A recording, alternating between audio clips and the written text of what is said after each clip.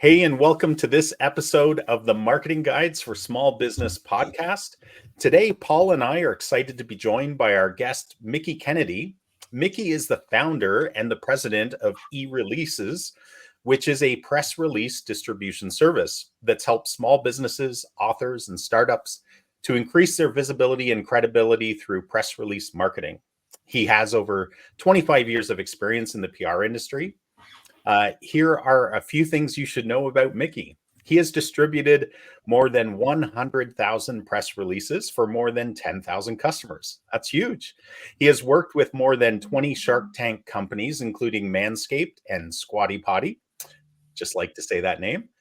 He has generated in excess of $87 million in earned media for his clients, and he is a two-time Amazon best-selling author in public relations and marketing. So to say the least, Mickie knows his stuff when it comes to leveraging public relations for small businesses. And today he'll be sharing how you as a small business owner should consider using press releases and how you can get regular local media coverage without spending a dime. So Mickie, thank you so much for joining us today. Oh, thanks for having me. We're really excited to have you on this podcast and the information that you're going to share with the audience. So I'm going to start off with a question. Let's start off by asking, are press releases a viable and relevant marketing strategy today for small businesses? Yes, absolutely. Press releases have a huge leverage opportunity when they're issued over a wire, and they can be a really great opportunity for a small business looking to stand out. It's not unusual for a couple of articles to appear and generate considerable buzz revenue for a client. And in addition to that, you can take the links to those articles and share them with your leads as well as your customers, and get them to feel all jazzed up and get that boost of credibility that an article has when a journalist chooses to write about you. So it's almost good for retention as well, you're saying, because people feel, your existing clients or customers feel great about you as a business because you're getting such great press. Right. I mean, people are always going to be shopping, are we working with the best company? And when they see an article come through that is about you, they're going to feel better about saying, let's hold off shopping this year. We're with the right company. That's awesome. Hey, Mickie. So we know press releases are good for helping visibility, but are there other strategic, marketing benefits for press releases? Sure. So when you send out a release and it's out there, there's a little bit of a visibility that comes with it. All of the news wires give you what they call syndication. And so your press release is going to be like on Yahoo Finance and Market Watch and a few other websites. Predominantly they're financial websites because those are the ones that tend to stream press releases because they're free content. But the real benefit is when you get earned media. And that's what we call it when a journalist writes about you and turns your press release into an original article. And, having an original article from a major or even minor news agency is going to help you when it comes to SEO benefit and credibility. Plus, you get to borrow some of their audience, potentially people who could potentially be partners or customers, and just sort of put eyeballs on you and gain some attention. Also, it's a really great way to take when you do get media coverage and share it with your social media. I'd mentioned sharing it with your customers and leads, but there's also the opportunity of if you're an offline business or you do meet face to face with clients, to share clippings. I had a client in New Jersey that was a local carpet company, and he tried to think of a more non-newsworthy business. They were it, but we were able to get considerable media attention for them. And they put together what they called a brag book. So whenever they went out and gave someone a quote for a carpet install, they would say, we're not probably going to come in the cheapest, but we've been recognized nationwide. Here we are in Floor Covering Weekly. Here we are in this trade publication. Here we are in the local newspaper. Here we are in New Jersey Magazine. And all of a sudden, they start converting at 17% more of these quotes that they have with people face to face, just by introducing that brag book. So that credibility, that social proof that comes from having someone write about you when you're sitting at home and you're deciding what vendor to have install your carpet, you're like, hey, this one's $300 more, but I was really impressed that they're recognized nationwide. They've appeared in the local paper as well as New Jersey Magazine. I feel very comfortable working with them. And one of the questions that comes to my mind, Mickie, is, press releases are very common, or at least our perception of them is very common for large national or regional businesses. Are they relevant for local businesses? And if so, how do they leverage? How does a local, service-based business leverage press releases for them? Right. So I think that if you're in a local market and you only service a local community or audience, it is a little questionable whether you should be spending money to go on a wire nationwide. E-releases does offer local saturation so that we can target generally a major metro, or a lot of them are statewide. So it is a way to sort of reach your community of readers, but it is important. And I think that also getting some national attention on top of it can really go a long ways. In the case of the carpet company in New Jersey, almost 90% of their clippings were trade publications that their customers never read. And yet they were able to compile them in a book and present them to their customers, potential customers, and convert more of them by doing so. So it can be valuable getting that national attention as well as the local saturation. That's cool. And you mentioned states. I'm based in Canada, and some of my clients are as well. Do you guys cover Canada and other countries, or what's your coverage for e-releases? Right. So we do cover, I think, about 60 major countries, Canada, of course, being right up there at the top. So we service mostly clients who are wanting to reach other English-speaking countries, or countries where some businesses transacted in English. Perfect. So, Mickie, following up on that about the local media, is there a way for small businesses that service a local area? Is there a way for them to get media coverage without spending a lot of money? Yeah, absolutely. So if you're a small business and you're not quite ready to, dip your toes into issuing a release over a wire and spending a lot of money, you can sort of do what PR firms do. PR firms, if you've ever researched them, are generally not generalist. You usually have a PR firm that's for fashion, a PR firm for high tech, consumer electronics, one that's more for computer hardware.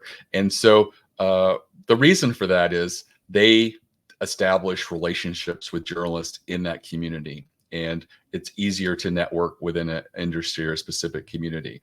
You can take that approach and apply it to you locally. If you think about it, there's probably less than 10 people in your market who would either write or cover you in a news capacity. And, looking at your local paper, what writer or couple of writers cover your industry? Find out who they are, do your research, and then reach out and ask for their email address if you can't find it on the website. They will give it to you. They're members of the community. They're not celebrities trying to hide, and have gatekeepers. They are, members of the community. And all you have to do is ask and say, hi, I'd like to get this person's email address so I could send them a lead or a tip, or, something that I'm working on. And they might put your call through directly to them, and just again reiterate that you have a pitch that you'd like to do and you'd like to email that along to them.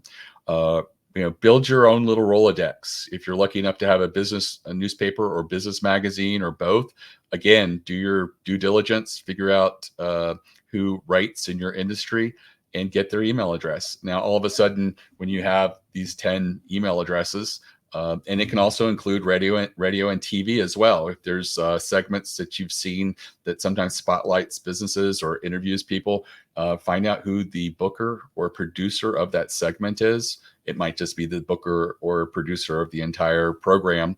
And again, get their email address. And as you have ideas, send emails to these people. They don't have to be press releases. You can just put together 3 or 4 sentences. I always recommend putting together a strong quote in addition to that, because if a journalist sees an amazing quote, they can in their mind visualize building out an entire article around that amazing quote. And by amazing quote, I mean say something that can't be easily paraphrased without losing the magic of it. And it could be the way that it was crafted, the wordsmith approach, or it could be the power or persuasion of what you said, or just the strength of it. And spend a little bit of time with that quote and try to keep it to 1 to 2 sentences max, and have those additional sentences of pitching. And it can be just something along the lines of, I've seen a lot of media coverage in my industry about this issue. Could be, going green. And I would love to share with you what we're doing at, local Dry Cleaners Inc.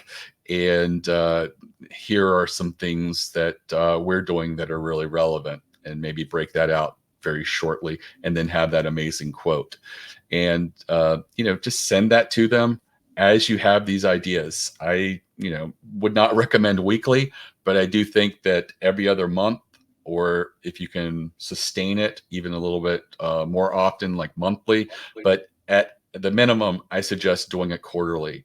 And what you'll find is over time, you won't even have to reach out to them. They'll reach out to you. They'll be working on a story. They'll be looking for a local business that they can just plug into that article. And because you've been reaching out to them for the past year and a half, you're going to come top of mind, and they're going to reach out to you and say, hey, I'm doing this story on this subject. I thought of you. Could I get a few words that we could plug into this article and use you for it? And again, spend a little time and energy on that quote. Say something that's just really powerful or meaningful or concise. Just if you can really condense something very, very good, then that is another way to sort of stand out there. And this is something that PR firms do on a national level within an industry. And this is something that you can start just locally, and it doesn't have to be very daunting. At the minimum, you just reach out to these people quarterly. And my next question was going to be how to approach the press, but I think you've answered that. Are there any other tips related to that? When you're looking for their email address, you also might want to just look on Twitter or X, as they call it now. Some journalists like to be on there, and that might be a good way to contact them. But I think that email and the phone is a really great way to reach out to these people. I think that email is pretty standard, and most journalists are use that method. Some PR firms are known to follow up by phone to say, hey, just checking up on that pitch that you had. I wouldn't recommend that unless you're really strong on your feet. Now, what a good PR firm does is they're like, hey, I sent you that pitch about, using the example I had before, about how my client is going green in the dry cleaning business. And they're like, yeah, we're not really interested in that. We're really looking into, like people's maybe more using green energy. And then all of a sudden, thinking on your feet, you're like, how could I apply this to this client? Or as a PR firm, you might have another client. You're like, oh, so you take the opportunity and you tweak your pitch and you present them something else. So if you're really good on your feet, you can follow up through phone calls, but you might annoy some journalists. Some journalists just prefer the more passive approach of receiving emails and deciding yes or no without having to have an interrogation with a person. You can sort of get a feel for that if you call and just make a note if it seemed like they weren't really receptive to it. Yeah, and it sounds, by what you're saying, Mickie, it sounds like it's just like with most marketing, you're really developing or nurturing a relationship, right? For prospective clients, you're doing the same thing, but in this case, your audience that you want to reach is essentially the first step in that is to reach the uh, the press themselves or the journalist and start developing a relationship so that they see your value in the marketplace for their audience. Is that right? Correct. And sometimes you may not even have something to pitch, like you just don't have anything going on with your business, but you've noticed a trend within your industry because most people follow trade publications and industry press uh, stronger than general news. And at your local news, it may take a few months before they start to talk about a subject. So maybe you could just tell them, hey, I've really seen a lot of people talking in my industry about X, Y, and Z. I just thought I would, share this with you and see if it's something that you may want to consider, even knowing that you wouldn't be a great fit for an article about it. But what you're doing is creating goodwill and working that relationship and being a value to them, so that next time you do have something to pitch, they might be more receptive. Like, oh yeah, they gave me that really good story before that I ended up doing.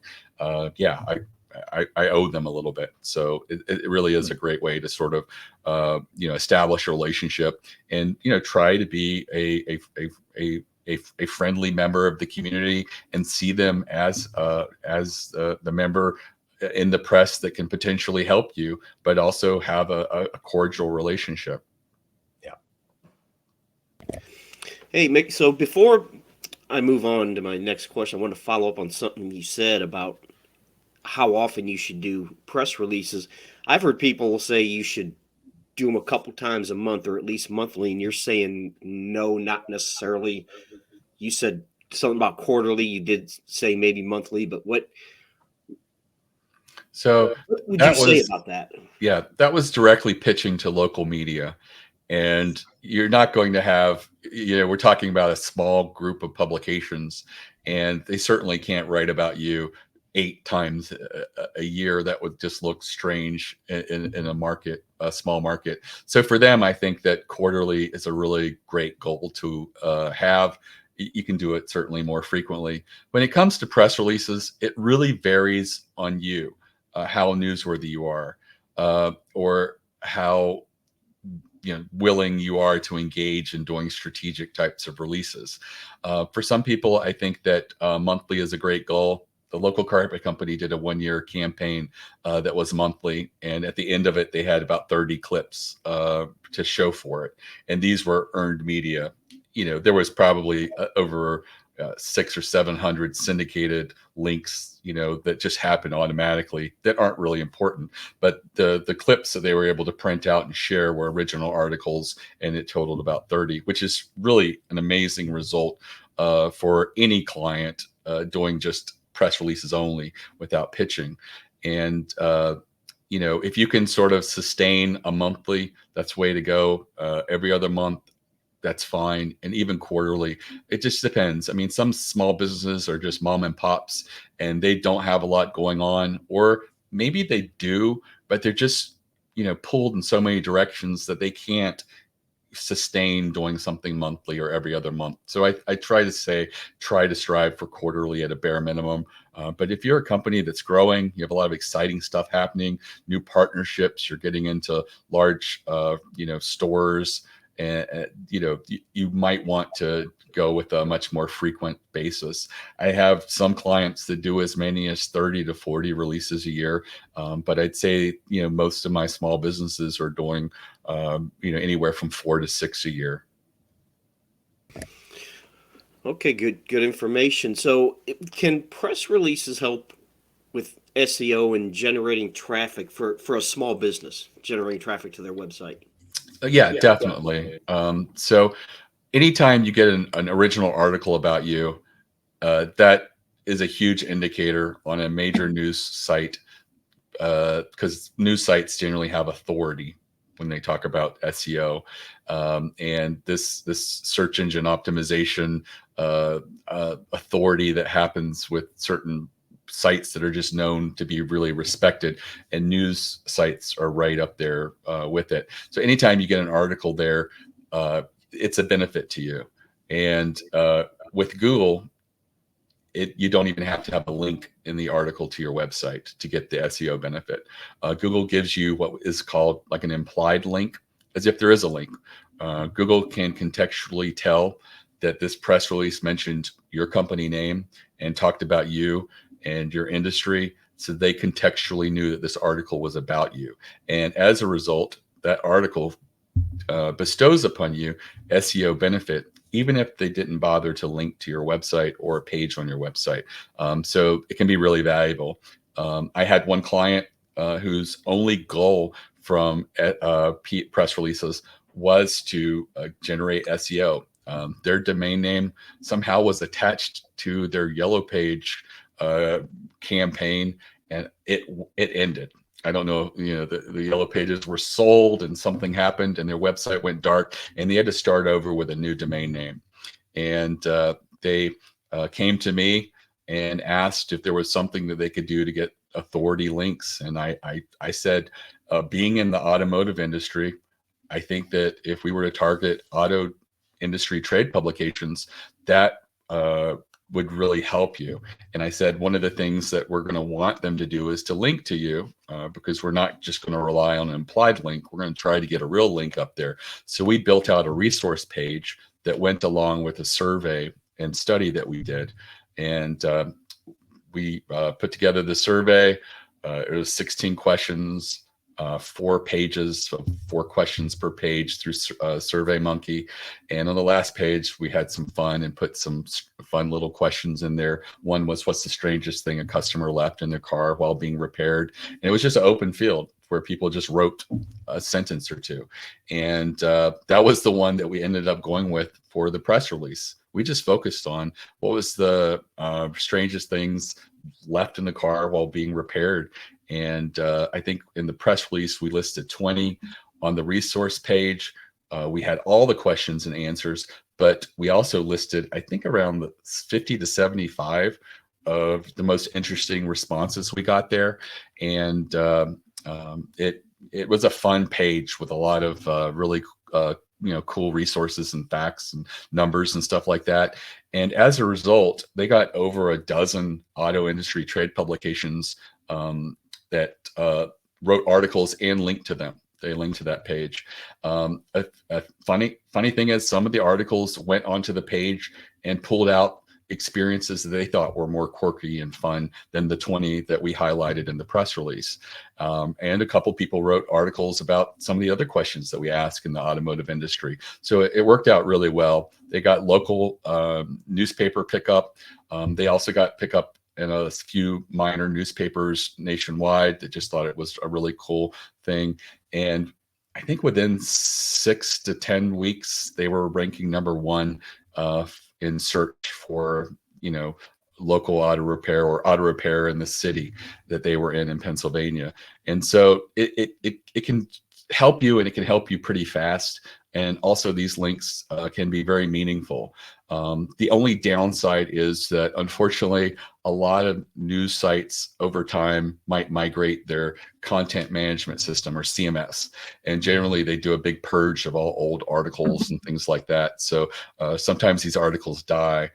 But the good news is, you want to make sure that when you do get these articles, you share them as much as you can with links on social media and with, as I mentioned, clients and leads. But you also want to capture them, take screenshots of them, put them up on your website with logos.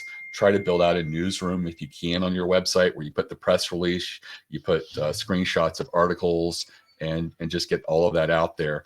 And at a very minimum, if that's just too much of an ask to redesign your website, if you have a blog, put them there, just as long as you have them on your website.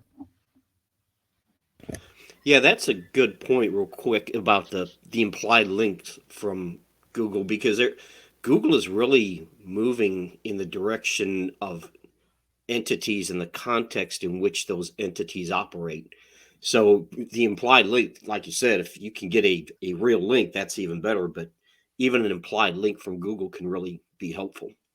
Right. Yeah. We used to put all of our press releases on our website. And after a while, Google has a developer site where it has a tag cloud of what they think your website's about. And we realized that Google was thinking we were about the iPhone and all of these other press releases that we were doing. So we cleaned it up and got our press releases off of our website. And as a result, our SEO improved considerably, and the types of traffic we're getting is more relevant to people looking at press releases and press release distribution. That's awesome. And Mickie, so thinking now through the process, a small business is convinced. You've convinced them now they want to do a press release. They want to use e-releases or a service like yours.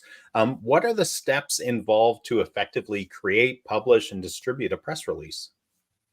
Right. So basically, you're going to want to decide what the press release should be about, and you want it to be as newsworthy as possible.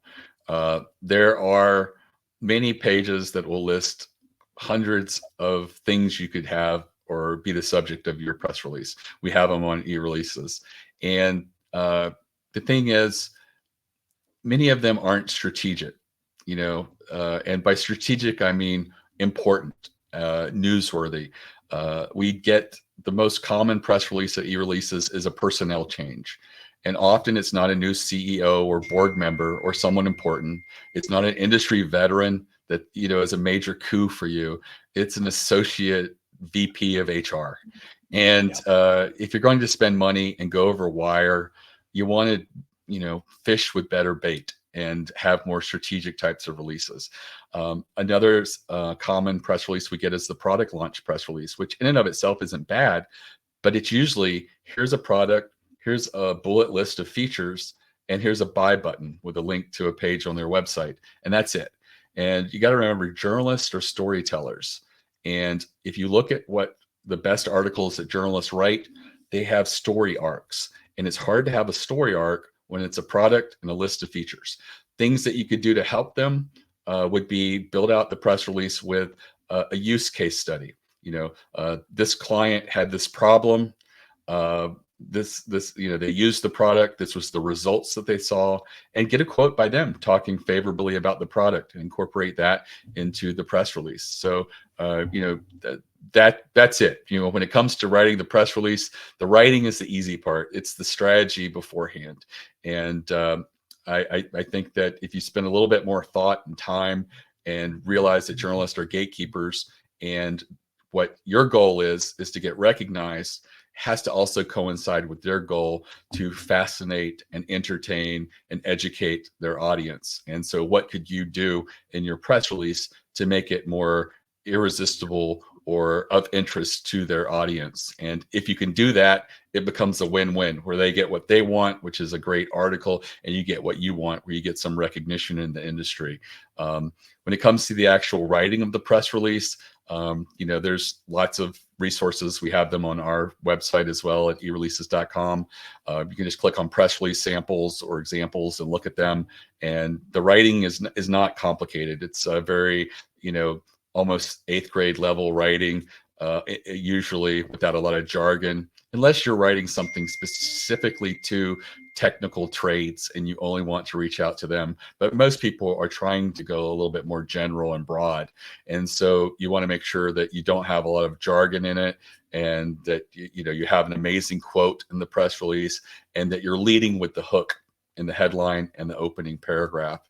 And I think that even using AI to help you write, if writing is a deficiency with you, it's completely fine, because while the press release will be replicated on syndicated sites, it's not going to convey much benefit. What you're looking for is a journalist to take what you wrote, and then they write it in their own words, and then they post that as an article. So using AI is not a deficit. I wouldn't endorse using AI to create content that's going to live on your website, like your blog posts and stuff like that. But I know that some people do. And I just feel like at some point, is Google going to decide that they prefer human crafted and curated content over AI? But I think when you're presenting the content specifically for the media to turn into something else, using AI is completely fine. Yeah, that's a good point, and that Google has already added to their algorithm AI detection. So it's great to use it as a starting point, but you really need to have a person vet it and maybe tweak things a little bit because Google is looking for those things. Let me ask you this: it's when someone approaches a PR firm, whether it's e-release or someone else, what do they need to know about that process, how it works? Is there anything they should definitely do or things they should not do? I think that when they approach a PR firm, that they should be open to PR and they should be open to a PR campaign. We get a lot of clients that are one and dones where they do one press release. It might be the product launch with a list of features. It could be the personnel change. And then they just say, well, that didn't work for us. And they just move on. And what they don't do is, strategic types of press releases. They're not doing the types of releases that work. And what you have to realize is the average PR campaign, you're not going to get every press release as a win. On often, you're looking for the one or two a year that generate a decent amount of article response. And so if you stop after one press release, you're sort of selling yourself short. It's like doing a Google ad campaign, and after 1,000 impressions decide, well, no one bought. 1,000 people looked at the ad. It's not going to work for me. We see that all the time. Yeah, you have to tweak it. You have to change it. You have to be willing to go strategic. And that's something that e-releases prides itself on is education. I have a free masterclass that's a video training of an hour that goes through the strategic types of releases that you could be doing, the ones that are meaningful and likely to get picked up. And if you were to use that to build a PR campaign, I guarantee that you would get results in a campaign of 6 to 8 press releases. And that one is at ereleases.com/plan, PLAN. And it's less than an hour. It's a great place for someone who's new or thinking about PR to start, because it really takes your business and walks it through the types of releases that you could be doing that are meaningful. For example, I'd mentioned doing a survey or study. That's a great way to stand out. And it doesn't have to be daunting. A lot of people are like, well, I wouldn't know who to send the survey to. But if you're doing an industry survey, there are lots of trade associations within your industry, many of them small and independent, that are always looking for a win-win. So if you approach them and say, hey, could you send this link to your members for a survey I'm doing, and I'll mention you in the press release that we'll be issuing over the wire, they see that as like, wow, we could get some media attention as well. I've had some that are a little, I guess they're crafty and smart, where they go, could we co-brand the survey? I don't see a downside to that unless they don't have enough members for it to be a slam dunk. You're really looking for at least 100 responses from these people for the media to sort of take it seriously. And it's always great if you get a couple hundred responses, but anything like that generally works within an industry survey. And the types of questions that you ask are really important. You want to ask things that are very timely, not evergreen questions, but things that are like really specific to what's going on right now. So if you think of things that you'd love to ask at a conference to other colleagues within your industry, those potentially could be interesting questions to ask. Like how, do you plan on spending more or less on your marketing over the next 2 quarters? Some could be hiring related. Are you considering layoffs, or are you having difficulty managing people who don't want to come back into the office? Or, are you just having challenges with creating company culture? All of these things could be really relevant questions, but you also want to sort of leave yourself some room at the end of that to maybe ask a few left field questions, like, wild questions that, may not lead anywhere, but oftentimes in the example I talked about, the automotive repair shop, it worked really well for them. So be creative, put a little energy into that thought process, and be strategic and be open. And I think that if you approach PR like that, and you go working with a firm like e-releases or someone else, it can really work well for you. And e-releases is really considered more of a press release distribution platform than a PR firm. We do work with a lot of small PR firms, but as a platform, our costs are considerably low. And, with a new customer discount, you can, build out a campaign of 6 to 8 releases and spend, under $3,500 for distribution. If you work directly with a PR firm, you're likely to have a monthly budget that exceeds $3,500. So that's one of the downsides of working with a PR firm. That's awesome. And Mickie, you talked about using surveys as potentially the kind of the conversation starter with some press releases. Are there specific types of press releases or different types of press releases that maybe there's a handful of them that you would recommend that a business consider? Yeah, I think that one is sometimes your story, and it could be your unique selling proposition, what it is that you do that's different than everybody else.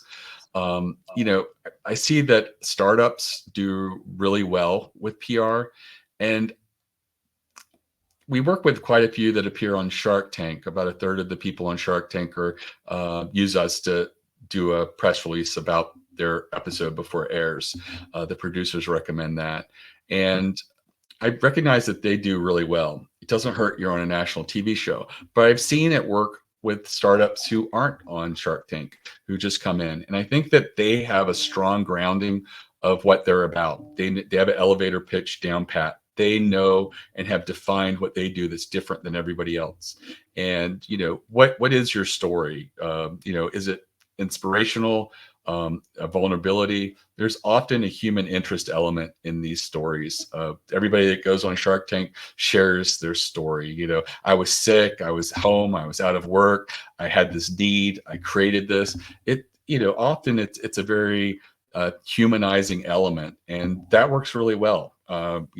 So is there something there? Your journey, your elements of who you are and how your business came to be. That's not going to work for everyone, but sometimes there is a quirky beginning. You could also go the eBay route. Everybody in the early 2000s knew the story that eBay was created by a guy to help sell his girlfriend's Pez collection, which was completely manufactured by a PR firm. That was not true. Wow. But it got a lot of articles because it was a way to immediately identify, oh yeah, you have this odd collection. How do you get rid of it? So, oh, you create this product, and then you see other people can use it to sell their products. And so it sort of highlights that, and it sort of shows the value of having a story because it makes it more accessible to everyone. So is there something with the genesis of your business or a particular product or something that you've gone through that can be you being vulnerable, or a pivot that you've done? We did a lot of press releases during the pandemic about pivots. Everybody was changing what they were doing, and they needed to communicate that. So anything along those lines can really go a long way. Other types of releases that are meaningful is, I mentioned surveys and studies, but data. Journalists love data, and it doesn't have to be a survey or study. You can take public data that's out there and arrange it in a way that's interesting in a press release. You can talk about your product. You can talk about, certain percentage of people in your industry face this problem. Your product solves it. And here's some percentages on, people that have used your product, that the results that they achieve. So just incorporating data that you have, mixing it with public data is a way to make your copy more interesting and to make it more of a story arc, because, identifying a problem within the industry is great, but having numbers behind it makes it more meaningful, and you can dig in. Researching your industry for blind spots or gaps is another great way to get media attention. That's what the carpet company did. Their press releases were at the first 5 months, nothing happened. They got nothing. And we did a brainstorm and found out that their biggest enemy was the big box home improvement stores. And so I said, let's go with that. And let's do a David versus Goliath approach, and how you have to market against, Home Depot and Lowe's, and how they're really they provide a terrible service to customers, and how you have to market against them. And that was what really got them a lot of results. Over 10 places picked up that first release that we did, and like I said, at the end they had over 30 clippings from the remaining 7 months that we had working with them. Quotes I mentioned are really important. Journalists can really build a story around an amazing quote. Another thing to keep in mind is there's been this concept called newsjacking. I think I heard it a little over 10 years ago, and it's like when there's a trend in your industry, join it. And that worked 10 years ago. It doesn't work now because there's too many people competing. And if everybody's joining the conversation saying the same thing, you're competing for maybe 20 articles, and there's 10,000 of you or 5,000 of you. But if you're willing to be the friendly jerk or contrarian, that's where you can get picked up in all 20 or 30 of those articles. Most journalists want to be fair and balanced and show both sides of an issue. But most of the times when articles go to press, they only show one side because no one was there raising their hand saying, not so fast, this is the negative side of this issue. For example, electric cars. Everyone seems to think they're great. We're moving to them. But you could be the person who says, maybe we shouldn't move so fast. The electric grid isn't really set up to handle everybody with electric cars at this point. The batteries take their own environmental toll, mining them, not to mention the labor issues of often children going down and working in mines. Also, what do we do with these batteries at the end of their life? Are we creating an even bigger landfill issue? And also, have you seen fires where electric cars get into an accident? They cannot be put out with your average fire truck putting water on it. It often takes as many as 25,000 gallons of water to put out a single electric car fire. And that is not what I would call environmental. Now, that contrarian side that I just took is level-headed and rational. It's very unlikely that I'm going to alienate my customers. So when you do that, you want to make sure that you're not taking a position that would, make people angry or ruffle any feathers among people who are your customers. But it is a great way to stand out within your industry and be the go-to person when they're talking about an issue, to put that other balanced side in there. Other types of things to keep in mind is when you're doing a press release, have great photos. And they don't have to be like corporate photos or really great ones. Candid photos work way better over what I would consider like the stock photo approach, the professional approach. People like to see other humans, and often the candid shots show things in a way that's much more compelling than a stock photo. And if you add that to your press release, and a journalist is looking at two press releases, they could turn into an article, and one's got some great pictures. They know that they can take those photos and incorporate them on their website, and that's going to give a much better experience for their audience. And so they're more likely to choose you because of that. And other little hacks are, each year you could do yearly predictions in your industry. You could do, trends. Other things that work really well is sometimes putting together copy that's pretty much already finished for them to go with. Top 10 works really well, like the top 10 tools in your industry, of which yours is one of them. I've seen this work really well with podcasts, where someone will say the top 10 historical podcasts you should be listening to, and they put their podcast as like number 7, and then they surround it with a lot of other great podcasts. And a busy journalist who is under deadline and just looking to fill some space sees that and is like, I can just copy and paste 1 through 10, put a good headline on it, and I've got some content. Don't we call those features where they're ready-made. So don't discount those as well. And those work really well with local media, especially. You won't see the New York Times or the USA Today doing that. With one exception. I had one client who was in the bed and breakfast space, and they would do a lot of top 10 spookiest bed and breakfasts in New England and things like that. And USA Today, their travel section would copy and paste and use that almost verbatim. But most national large publications don't just copy and paste.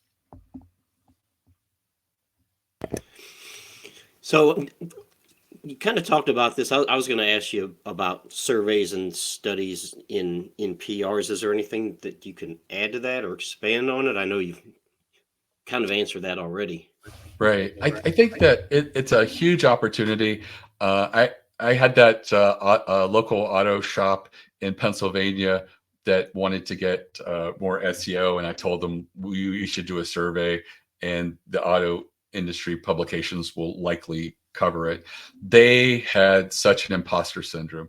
Who are we to do a survey? We don't matter. We're small. We're nobody. And what you have to realize sometimes with working with small businesses is you got to talk them up and get them to realize that the only thing that makes you an expert is getting out there and saying that you are. Just by doing the survey, you yourself are now newsworthy. And if we can overcome that sometimes, people will give PR a chance. So many people think that PR is just for well-paid, well-funded, large companies. And while you see them use PR, the people who probably get the biggest jolt from PR and the most coverage are the small businesses. Journalists like to be seen as curators, and they like to profile small discoveries, and so they'd much rather cover a small mom and pop that no one knows about than the large companies within a particular industry like the Microsofts and Googles of the world. That's so cool. You've got my mind thinking about, in the particular niche that we like to work in, what trade pubs can we go out to and try to leverage surveys? I think it's a great idea. What about case studies? Are these relevant for, like you talked a little bit about kind of success stories? Are case stories relevant, or case studies, are they relevant for press releases? Yeah, I think that they are. I think in the product launch press release, I mentioned using a use case study, but it's basically breaking it down and giving the journalists more of a story arc. So things, if your case study does that and makes something really relevant and provides, maybe it provides numbers, or maybe it provides a unique experience that one of your clients had, those can be incorporated into the press release. Obviously, you often want them to coincide with something else that's happening, like the product launch is a new product, but it doesn't have to be. It could be a relaunch of the product or version 7.8. And here's someone who recently used your product and what their experience was. Incorporate quotes from them talking about their experience and saying really nice things about you. I think that all of those can really help build out that story arc that journalists really need to make an effective article.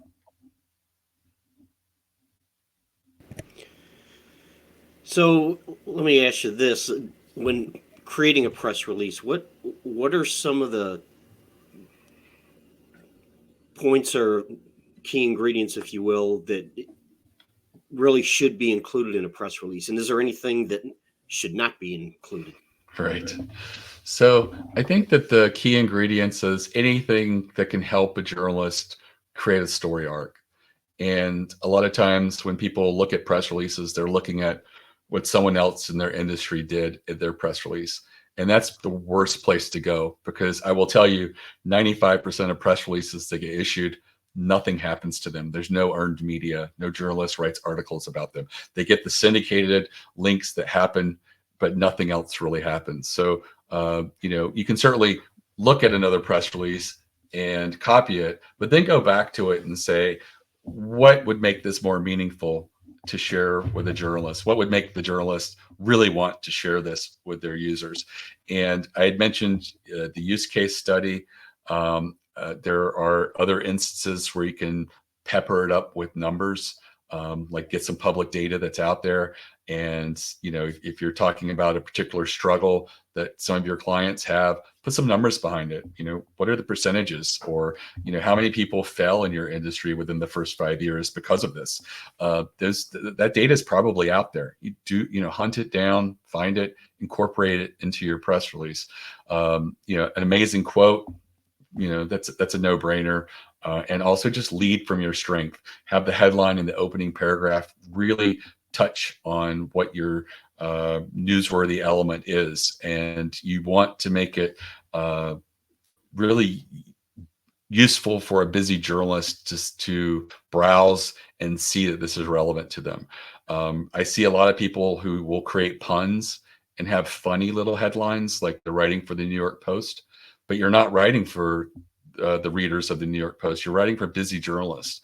And if a busy journalist can't tell from the headline that this is relevant to them or is this a meaningful hook, they're not going to click through and read the rest of your press release. So again, remember your audience. You're writing for the journalist here, but you're hoping to provide them all the information that will make a compelling article. And other things that you definitely want to include, other than maybe the images or graphics, photos that I'd mentioned, you want to have a good press contact. A lot of people will include a person's email address and phone number. It is something that the newswire requires, that if a journalist is under deadline and they need a clarification before they can go to print, it's important that they be able to reach you. So again, don't send out a press release and then go on vacation. I have had that happen more times than I would like to admit. And then the journalist comes back to me and says, do you know how to get a hold of this person? And we find out a week or two later that they were just on vacation. They hit send on the press release and just left the office. And that is not the thing to do. Journalists are on deadline. And generally, if they can't get clarification on a story in a timely manner, they'll just abandon it and move on. That's a good point about the contact information. I see this all the time with small businesses. They don't have an email signature. They do not have their contact information. They send out an email and they don't have any contact information. It's like, do you not want people to be able to contact your business? Are you trying to make it difficult? I see it all the time. Sure, you can reply to the email, but what if someone wants to pick up the phone and call you? You have no contact information in your email. It just makes no sense. And Mickie, just thinking through this, so say there's a small business out there, say I want to do a press release. How costly are these things if someone chooses to move ahead with these? You talked about kind of a bundle, a new customer bundle option. Is that kind of the starting point, or are there other starting points that people could consider? So on our website, in the footer, we have the new customer special. It's $349 for the average press release to be distributed. You can buy a package at that price, a little bit more savings buying a bundle, but you don't have to do it with your first order. You can do a press release at that price, and within 30 days, if you come back and decide you do want to upgrade into a bundle, you can do that. We do make it really easy for someone to come in and just sort of kick the tires, so to speak, for $349, and then be able to lock in that rate into a bundle. And I do tell people again that a PR campaign is where you should start, not a single press release.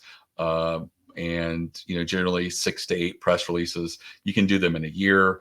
You can do them in 6 months if you can manage to keep them going out. But you really want to spend a little time and energy and do the more strategic types of releases that do work, as opposed to the ones that most people do that work very, very sparingly, which are like the product launch releases that don't have a use case study, the personnel changes of people that aren't really very meaningful in the industry, the press release where you're speaking at a conference, and again, very few people are going to now show up at the conference just to hear you speak, but it looks good. And I think that's why people do those types of releases. They don't know what else to be issuing when it comes to press releases. And so I direct them to my website and that free video masterclass and tell them that here are, as many as 8 different ideas you could do that are meaningful, and you can replicate them again and again. One of my clients that does 30 to 40 releases a year only does surveys and studies. They have a website that has lots of micro verticals. So they might have a page dedicated to software that has to do with accounting. They might have another page that deals with graphic arts and Photoshop type software. So they do press releases around all these little micro verticals, and they're very good at asking relevant questions. And so that's a great way to sort of stand out and replicate it. So they're just using one idea and again, and it continues to work for them. When you build out a PR campaign, you want to make sure that you're testing several things, and then if you find something that works, see if you can tweak it and have it work again. That's amazing. I mean, it certainly fits with kind of the mindset shift that we try to get our clients into, where instead of thinking of content as a one-off piece, you're thinking of it strategically due to SEO purposes, your strategic goals.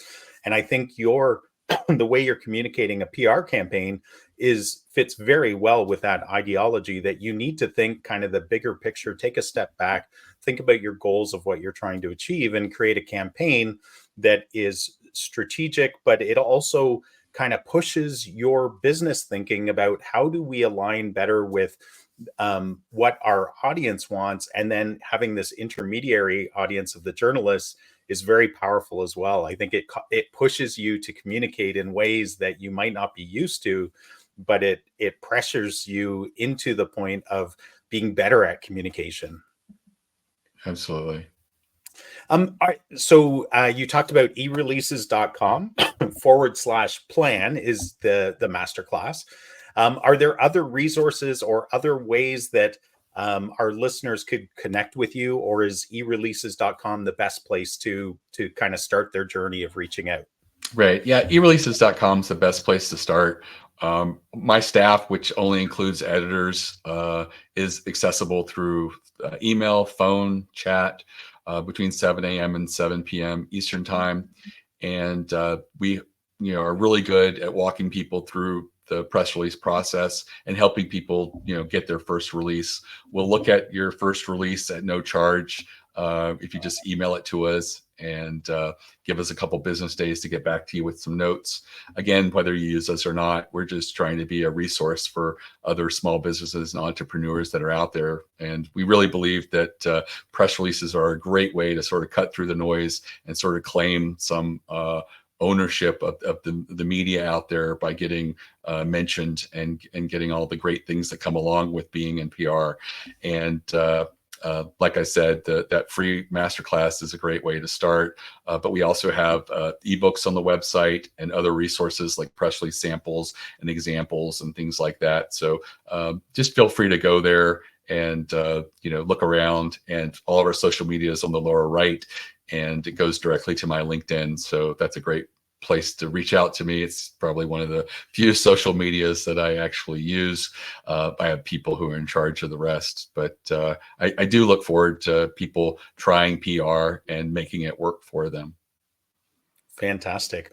Well, I think this is a great place to wrap up. Thank you, Mickie, for joining Paul and I and sharing your thoughts on this really vital topic of press releases for small businesses. And thank you to our audience for joining us today. I hope you found this topic really valuable. We're always open to hearing your ideas. So if there's a topic about small business marketing that you as a listener, you want answers to, pop us a message and we're happy to do a topical podcast about that.